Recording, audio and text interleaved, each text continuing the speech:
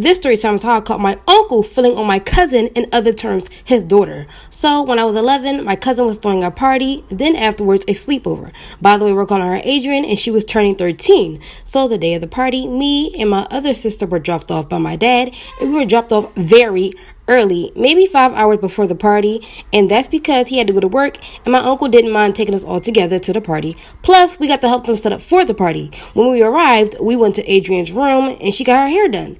It looked so good. When we were talking to her, she just seemed so sad. And you know, when you're younger, you can tell when things are off. She seemed bratty, and she would say that she hated her mom and her dad. To me, I'm like, why? She has the perfect life.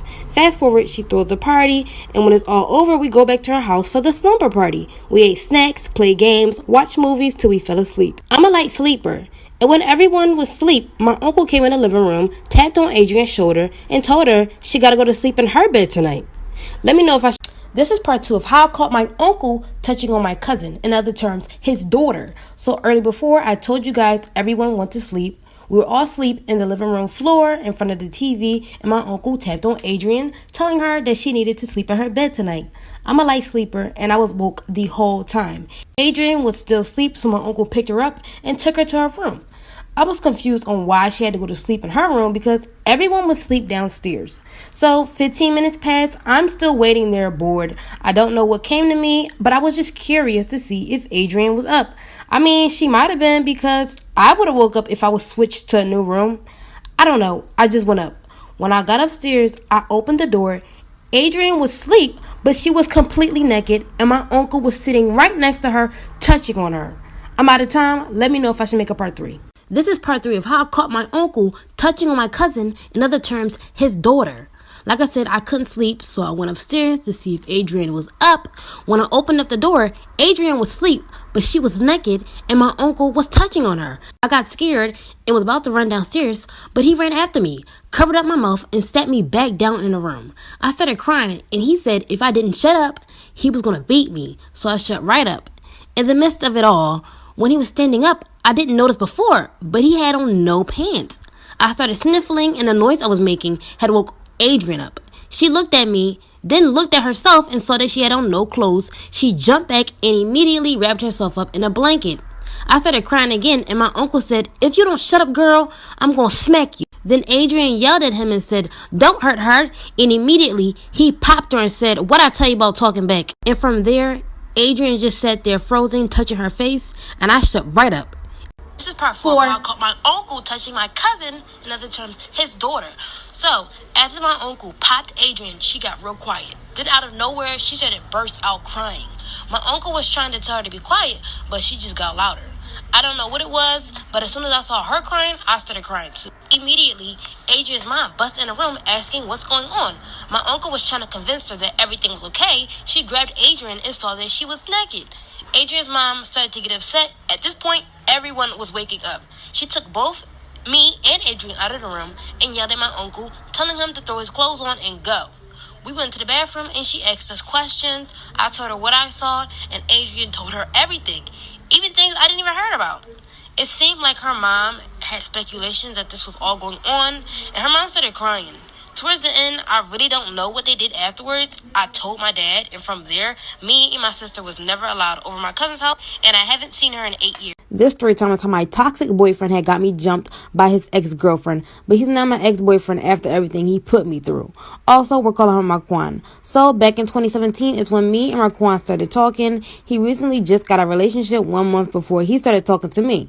Me, on the other hand, he was my first boyfriend. I'd always ask him if he still had feelings for her, but he always said that he didn't and that she cheated on him, which is why they split. I felt bad for him and wanted to comfort him through the time, but what he didn't tell me is that he was still talking to her behind my back. I wasn't the type of girl to go through phones, but I started to get suspicious. He'd always accuse me of cheating and was very insecure. I used to think he only felt that way because his past relationship. But fast forward 7 months into a relationship, I get a random text message asking if I knew Marquand had a girlfriend. And I was like, I am his girlfriend. And the number responds, me and Marquand have been together for 3 years. After this, it gets real bad. Y'all let me know if y'all want a part 2. This is part 2 of how my toxic boyfriend had got me jumped by his ex-girlfriend. So I get a random text message and I'm going back and forth with the number and it tells me that they had been with my boyfriend Marquand for 3 years. I'm like, hold up, who are you? And she told me her name was Janaya and she sent pictures of her and Marquand together. I was just so upset and I was like, wow. Then I text her, I didn't even know that she existed. Now I'm guessing that she took that to offense and she was like, what hoe? You're a nobody. And me, I'm trying not to start with her, but she's literally disrespecting me for no reason. And we was going at it, but I had to ignore her. The next day, I pull up to Marquand and I asked him, who was that? He was like, that's my ex. I don't know how she got your number. Just stuttering. I could just tell he was lying. I couldn't believe him. So I took my things from his place and I was trying to leave out. He was like, oh, baby, don't leave. While I was on my way out, there were like 5 girls pulling up to his crib also. This is when I was about to get jumped. This is part 3 of how my toxic boyfriend had got me jumped by his ex-girlfriend. If y'all remember, like I said earlier, there were 5 girls that pulled up to his house. As they were getting closer, I noticed that one of the girls was the same girl that was texting me and how she and Marquand was together for 3 years. I asked him, why is Janaya here? She gets real defensive, start yelling at me, cursing me out, calling me all types of names. Y'all, literally out of nowhere, Marquand turns into a completely different person. He tells Janaya, baby, I don't know why she came to my house. It's like she's stalking me. I'm like, what? You was just begging me not to leave. He's like, I don't know what she's talking about. And runs over to Janaya. And guys, my mind is blown. I start laughing like, wow, you're a joke. And I try to walk off. And Janaya's just like, what'd you say to my man, ho? I completely ignore her and continue to walk. And before I notice, I'm getting yanked by my hair and girls are stomping on me. It gets worse after this. Should I make it part 4? This is part 4 of how my toxic boyfriend had got me jumped by his ex-girlfriend. So like I said earlier, I walked away from him and out of nowhere, my hair gets yanked and I'm literally getting jumped. And before this, I've never been in a fight before because I never had to. I tried to get back at them, but it was 5 girls and little old me. This literally was the worst fight I've ever been in. And Marquand was just sitting there watching the girls jump me. It was so bad. I started crying, asking for help, but he just stood there. The girls took my clothes, my bag, my phone. They actually broke my phone and took the money out of my purse. After the fight was over, I was crying to get up. My lip was busted. I had 2 black eyes. It was hard to scream for help without crying. I couldn't move, so I just laid there in the streets for 20 minutes. Until one of Marquand's neighbors called the police. I was sent to the ambulance and I pressed charges against Marquand and the girls. I was so traumatized about the situation that I ended up getting therapy for it all. This story time is from a follower and she really needs advice. By the way, her name is Aubrey. So as a kid growing up, Aubrey's biological father and mother were not together, but her father would pick her and her half-brother up for a few hours on a weekend and then bring them back to their moms. One day, he completely stopped picking them up. There were no calls, no messages. It was like he completely disappeared. Her and her brother weren't too sure on why. But years later, when she got older, come to find out her father was in jail for 10 years and she never knew. And I'm guessing she was told this by a family member, but her mom didn't allow her to see her father. Over time, her brother was allowed to see her father, but she was not. And it was only because his mom allowed it, but hers didn't.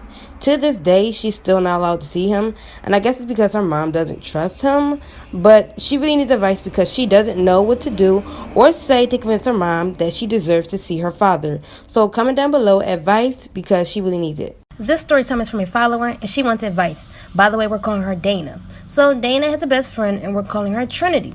They have been best friends since 1st grade, and they plan to do everything together, including going to the same school. So right now they're in 12th grade, and they wanted to go to the same college, but Trinity hasn't been doing well in school. Dana tried to help her, but she wasn't doing so great at tutoring. Trinity was failing her math class, but 3 months later, it seemed as though Trinity grades were coming up. She noticed Trinity getting good grades, but without knowing the extra work. One day, Dana had lost her phone and used Trinity's phone to call her phone to find it. Out of nowhere, she get a text saying, "Hey, baby," and Dana's confused because Trinity never told her she was talking to anyone, and they tell each other everything. She jokingly went through the messages to see what they were talking about, and come to find out, she was talking to her math teacher. She thinks it's weird because their math teacher is almost 40, but she don't know what to say to Trinity to get her to stop. Y'all coming. This story time is from a follower, and she really needs advice. By the way, we're calling her Imani, and she's 16. So Imani has been with her boyfriend, Devontae, for 2 years. He was her first boyfriend and first love. They met each other's family, and they were attached by the hip. Everyone always assumed that they were going to get married. They were like soulmates. Until one day, Imani wanted to leave the relationship. She said she wanted to meet other people and experience other things. But first, she made the decision on staying with Devontae forever. Devontae was upset at first because he really only wanted her, but he had to let her go because that's what she wanted. So, after 2 months of being apart, Imani realizes that she didn't want anybody else but him. Devontae was happy that she was ready to come back. So, after 7 months of being back together, Devontae was hiding news that he was keeping away from her. During their breakup, Devontae was with another random girl who was a stranger, and now she's 7 months pregnant. Imani feels like it's her fault because she thinks that if she never left, then that never would have happened. Give her some advice down below.